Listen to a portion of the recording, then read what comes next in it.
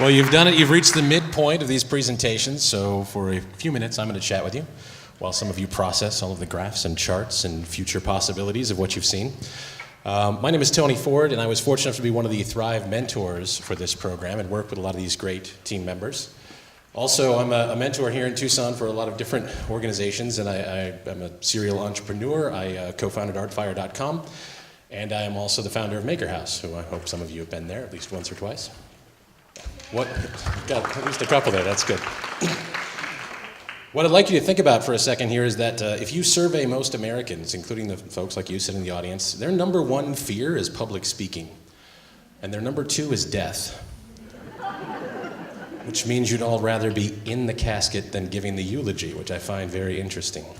This is a very difficult thing for these folks to do, and I want you to think for a second about that. This is part of the continuing education process for entrepreneurs, to learn to take risk, to fail, to make mistakes, to pivot. And I want to talk to you briefly about education and rethinking education. This is the STEAM edition. Many of you have heard of STEM education, I'm sure. Yes, STEM. Well, we call it STEAM. Where I work, we put the arts in there. So it's science, technology, engineering, arts, and mathematics. And the reason we put the arts in there is very simple. How many of you use Pinterest? Put your hands up. How many of you use Pinterest, spend hours staring at the source code? Very few, right? So without the art, the technology is kind of boring. And without the technology, the art doesn't reach as many people. So we feel it's an integral part.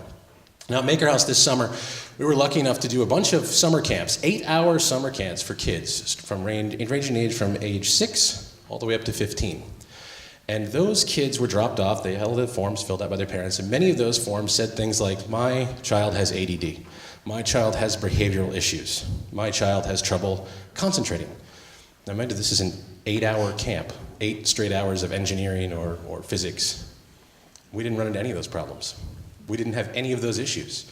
And the reason that we went about this differently and we made it project-based. So I had a 6-year-old girl lecture me on Newton's 3 laws of motion because she was building a Rube Goldberg device.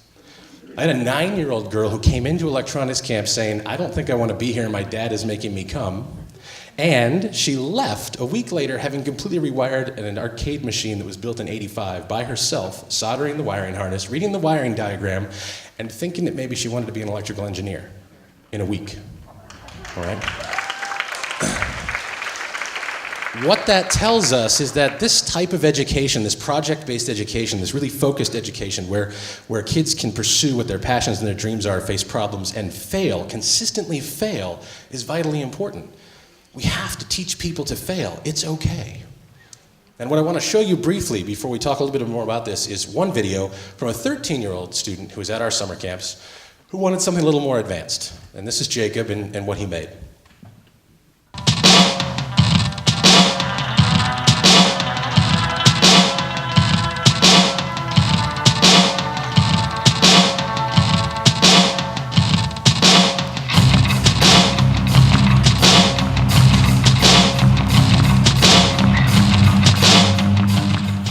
Came up with it. Matt did. Yeah, he told me that he was a drummer, and I just happened to have this one random LED controller that's controlled by sound, and it just was a perfect project for him. I learned how to make a drum set better. I have no idea where that thing even came from. It's just one of the many things that just gets lost in the workshop.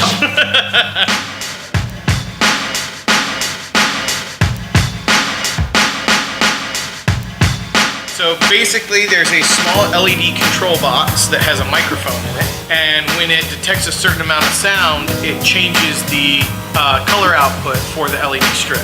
So every time there's a sound, like, the color will change and it'll cycle through to the next color. A drum is perfect for that because it's a loud, precise sound. The biggest problems we came across was figuring out how to build our own connectors. The solder wouldn't hold on these lights, they would stop working. We found at first that we couldn't just kind of twist the wires around the pins, we had to actually solder each individual pin. Even then, after we did that, they would pop out sometimes, so then we reinforced them with hot glue and wrapped them in duct tape. And I think we made maybe 4 or 5 that failed before we got the first one that actually worked right.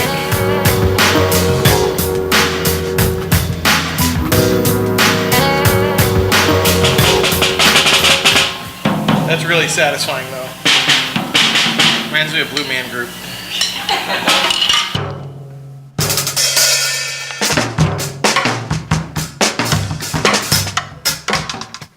So that is an example of what happens when we let somebody try things and fail, all right?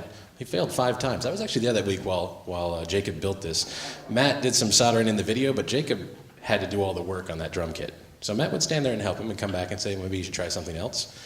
Then he was there 8 hours a day for the whole week working on that drum kit, right? How often would we give a child a chance to do that in a classroom today?